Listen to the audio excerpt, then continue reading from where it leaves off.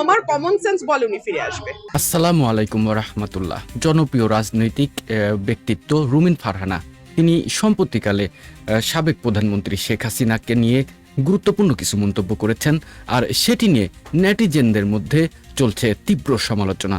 চলুন শুনে আসি রুমিন ফারহানা সাবেক শেখ হাসিনাকে নিয়ে কি বললেন। এতদিনের যে রাজনৈতিক ইতিহাস সেটারই বা কি দাঁড়াবে, এই সকল কিছু বিবেচনা আমার কমন সেন্স বলে উনি ফিরে আসবে। শেখ হাসিনার আমলে দেখেছি যে জনাব তারেক রহমানের বক্তব্য প্রচার নিষিদ্ধ ছিল এবং সেটা কোর্টের আদেশ দিয়ে নিষিদ্ধ ছিল। সেটা যদি গণতন্ত্র না হয় তাহলে এটাই বা কি করে গণতন্ত্র হয়?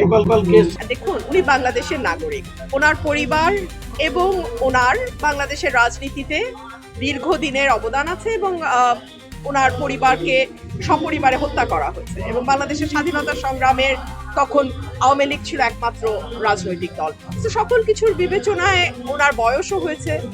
বাংলাদেশে যদি উনি ফিরে না আসেন ওনার দলের অবস্থা কি দাঁড়াবে বা ওনার এতদিনের যে রাজনৈতিক ইতিহাস সেটারই বা কি দাঁড়াবে, এই সকল কিছু বিবেচনা আমার কমন সেন্স বলে উনি ফিরে আসবে। আনতে হবে, মানুষ আমাকে ভোট দিয়ে এমপি বানিয়েছে, এটা তো বিএনপিকে কঠিন সত্যটা মেনে নিতে হবে।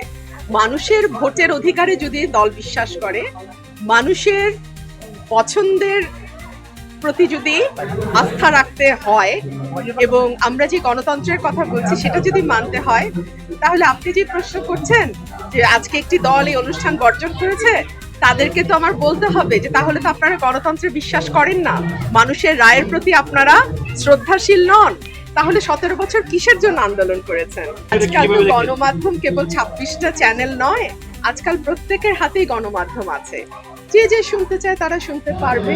এভাবে তো আসলে কারো বক্তব্য প্রচার বন্ধ রাখা যায় না। আমরা শেখ হাসিনার আমলে দেখেছি যে জনাব তারেক রহমানের বক্তব্য প্রচার নিষিদ্ধ ছিল এবং সেটা কোর্টের আদেশ দিয়ে নিষিদ্ধ ছিল। সেটা যদি গণতন্ত্র না হয় তাহলে এটাই বা কি করে গণতন্ত্র হয়? আমি ছাত্র শিবিরেরও না, ছাত্র দলেরও না, এটা নিয়ে আমার কোনো বক্তব্য নাই। এটা দেশের আইন শৃঙ্খলার যে নাজুক পরিস্থিতি সেটাকে ইন্ডিকেট করে, দলগুলোর যে তাদের অঙ্গ সংগঠনের উপরে কোনো রকম কোনো কন্ট্রোল নাই সেটা ইঙ্গিত করে, এবং দিন শেষে আবারও যে আমরা পুরনো রাজনীতিতেই ফিরে যাচ্ছি বা ফিরে গেছি সেটা ইঙ্গিত করে। আগে উনি বক্তব্য দেন, তারপরে বোঝা যাবে কি প্রভাব পড়ছে, এটা তো আগে বলা যাবে না। দর্শক, রাজনীতি পাড়ার কূটনীতি কি হচ্ছে বাংলাদেশে, update news, all Bangla news paper সহ সবসময় তথ্য জানাতে আমি সংযুক্ত থাকি মাসফি খেলার ইউটিউব চ্যানেলে। যারা চ্যানেলে আজকে নতুন, অবশ্যই চ্যানেলটি সাবস্ক্রাইব করবেন। দেখা হবে পরে সুন্দর আরো একটি ভিডিওতে। সে পর্যন্ত ভালো থাকবেন। আল্লাহ হাফেজ।